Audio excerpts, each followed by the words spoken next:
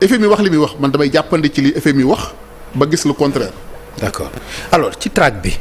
gis nañu Lat Diop mi ngi ci garde à vue bu yàgg lool. mbir mi ngi mujj ci 1xBet. ak ki nga xam ni mooy Mohamed Dieng ñi ngi koy xaar pour confrontation boobaak léegi ñëwul nan nga gisee sujet boobu. non mais man nag wax dëgg yàlla duma saa enquêteur nu muy doxale du ma wax magistrat nu muy doxale mais bu dee citoyen sénégalais la nga jàpp ko di ko enquête garde à vue bi jeex nga war koo confronter ka nga xam ne nekku fi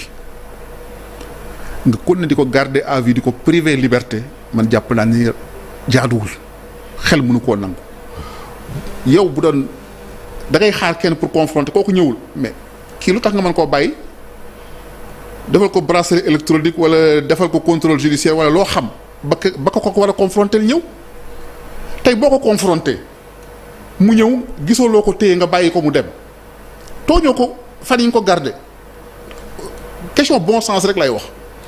lu nekk ci dossier bi xaw ma ko lu enquête bi doxal xaw ma ko mais dama ni man jàpp naa ni garde à vue yi ñuy prolongé te ki ñuy xaar ñëwagul mu nekk bitim réew di jël sagoom porter plainte wala dénoncer nit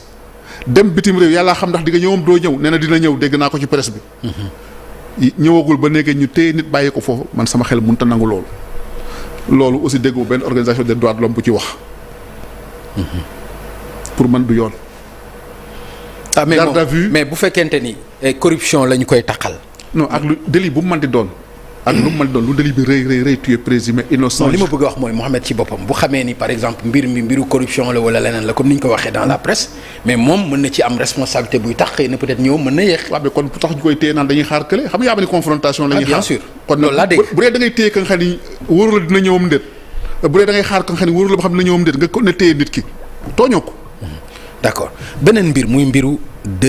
2000 et quelques 700 et quelques kilos or yu génn ci réew mi dégg nga loolu. dégg naa ko. ki nga xam ni moom la mooy concerné bi ñu accusé ko ci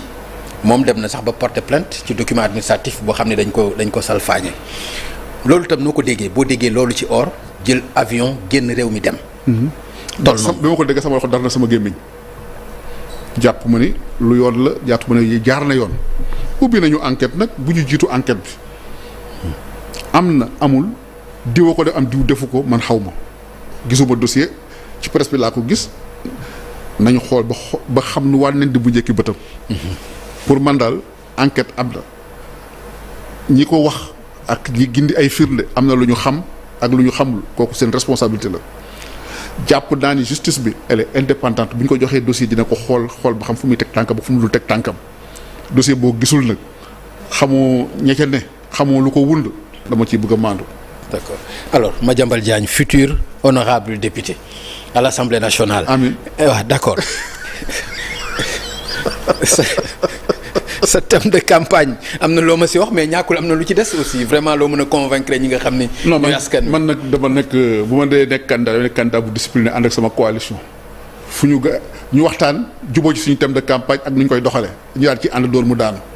waaw d'accord mais échéance yi gis nañu ne temps bi gàtt na parrainage amu ci loolu yëpp yéen a ngi ko ciy sóoraale 15 millions mooy caution bi daanaka fële nga xam mooy CDC ubbi nañ seen ay bunt naka noonu itam fi nga xam mooy DGE ak les directeurs ubbi nañ ñoom itam seen ay bunt élections yi daanaka démarré na mais mën na nekk ay élections yoo xam ni liste yi mën na bari parce que lu mel noonu junj nga ko ci benn kii boobu bi nga mujj def la suma juumul expliquer mais safaan bi itam mën na am bu ñu gisee ni nga xam ne noonu la coalition yi toll. war na mën a tax liste yi bañ a bari trop. oui ci yan xeetu élection nga jàpp ni ci lañ jëm ak lan moo ci mën a xew. dama teg sama baaraam ci point yu bari ci mbir moom jàngat bi dañuy élection yi dañ ni parrainage du am